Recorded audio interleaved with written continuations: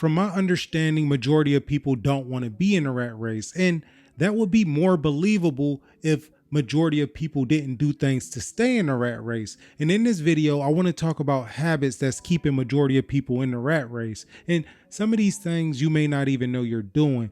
And if you knew you were doing it, maybe you would stop, and it would help you a lot quicker to get out of the rat race if that's your objective. And there are people that don't mind their day-to-day jobs or their day-to-day life.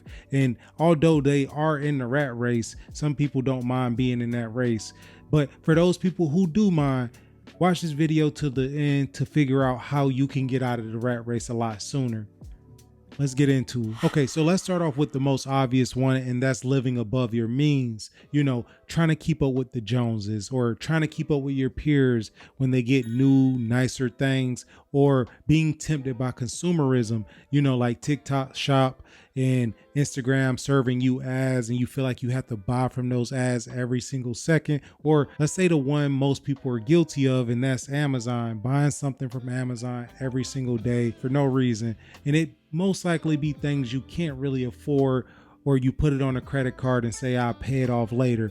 And you know, if you watch my channel, that is not something you should do, but a lot of people do that. So these are the things that people do when they're trying to live above their means, and you gotta avoid that at all costs if you want to stay out of the rat race. Because when you do that, you then have to stay at the job you're at in order to pay for the things that you're consuming, and you don't even want to really stay at that job. So it's a vicious cycle, and you have to avoid that at all costs if you're really trying to get out of the rat race. So another huge thing that's keeping people in the rat race is not getting paid with your worth.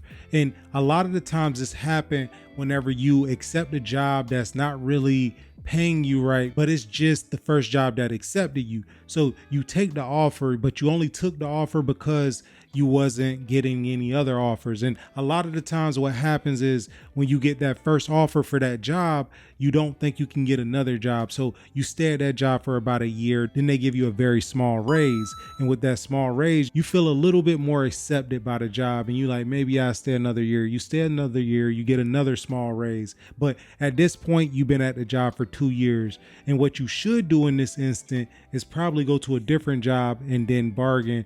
And now you have more skills than you had prior to when you got this job. But majority of people stay at the job they're at because they're now comfortable. So now you're not getting paid what you should be paid because you don't believe you should be paid that much, if that makes sense. And if you're not bettering yourself at all your job titles, that's one of those ways where you get stuck in the rat race. And I know this sounds a bit contradicting because I'm talking about being paid what you're worth, but in order to get out of the rat race, you do have to play the game. You may have to get a job, and you may have to invest the money that you make from that job into various different businesses and various different investments in order to get out of that job. So you do have to still play it smart. And of course, you will have to use a job for leverage in order to get out of your situation. This is a major reason why majority of people get stuck in the rat race, and that's not understanding financial literacy. Basically, not understanding how money works, not understanding where to put your money, not understanding the language of money. No matter how much money you make, you always will lose it because you don't know where to put it. I always talk to the people around me. I'm like, if you had a certain amount of money, where would you put it? A lot of the times they freeze up because they don't know exactly where to put it or what to invest in, which why understanding financial literacy at its fullest is very important for you to get out of the rat race. Because a lot of the times people avoid understanding their finances because their bosses and their establishment or the place they work at will take care of that for them. As long as they show up to work, they get a paycheck and they pay their bills. They don't have to worry about putting money here or put money there, or remembering to put a certain amount of money in certain places.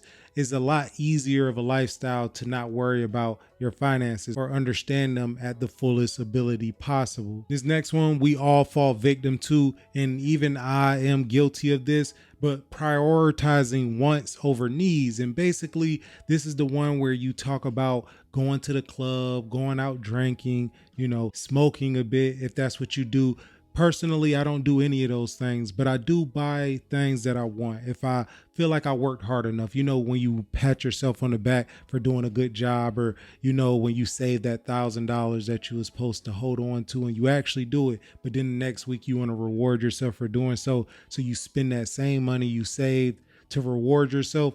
Yeah, that's what I'm talking about.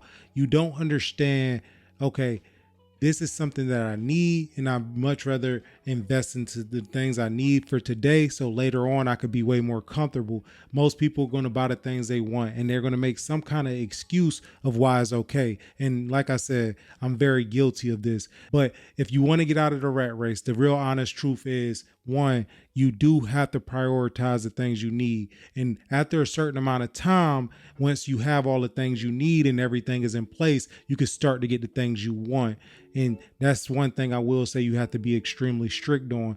But most people can't put enough into the things they need to get the things they want. So I do know this next point could be a bit controversial, and some people don't like it because it's a part of that hustle culture. But I am going to be one of those people that mention it. But you need more than one source of income, and that's just the way it is, especially if you want to get out of the rat race. Because if you rely on that one source of income, you're technically in the rat race. Because say in the event that you lose that job, you would immediately need to get another job to be able to make sure that you could pay for all your expenses. But say you had multiple sources of income. Say you had a YouTube channel. Say you had investments in stock market. Say you had investments in real estate. Those assets can eventually pay for all your expenses to where you almost don't even have to work. You don't even have to show up for anything because you built a portfolio that was strong enough to take care of your expenses, and plus more if you do it right. So I will say having multiple sources of income is extremely important in this day and age, because we see people getting laid off left and right from high paying jobs, and high skilled individuals is just they're not needed in their field anymore. And with the new technologies coming out, a lot of jobs are going to be off the market in years to come. So it is very smart to diversify your portfolio of assets and things that you invest in, and just multiple streams of income is extremely important. As much as people want to deny it, it is something that will bring you a lot more comfortability in the future, especially when you don't have to rely on the job. This next one will sneak up on you, and I end the video off on this one, but debt to income. This one gets a lot of people because realistically, people are using their credit cards and maxing them out. And we all know when you max your credit card out, those expenses do have to be paid. And on this channel, if you watch me, I always say pay your balances off in full. But say you have a $20,000 credit limit and you max that out on items you want to buy, and you say every week to yourself, I pay it off, and you just accumulate a debt, is way surpassed the point where you could just pay it off in full, and you have to pay it off in payments. And majority of people pay the minimum balance, which is not good, but it is the truth. It's the sad reality. So you're paying this minimum balance, but you didn't just do this with one credit card. You did it with all your credit cards. So now you have a minimum balance every month on all your credit cards. And basically what I'm trying to get at is your debt to income ratio will get to a point where you actually have more debt than you bring in income. So although you make X amount every month, your debt is more than that X amount. So you don't ever want to be in a position like that. And that's one of the things that's happening a lot in America. And I actually know a lot of people that experience that. You want your income way higher than your debt. That's one of the things that's kind of like, okay, it's very obvious as a problem and it's something that need to be fixed, but it starts one person at a time. So you want to keep your debt to income ratio extremely low if you want to get out of the rat race. The way we are taught, we are designed to be in the rat race. So it is hard to wire your mind differently and think differently to try to get out of something that you were told is the right way to live. But if you can break that mold, if you can see through that, you can get to where you're trying to go. But with that being said, I'll see y'all on the next one.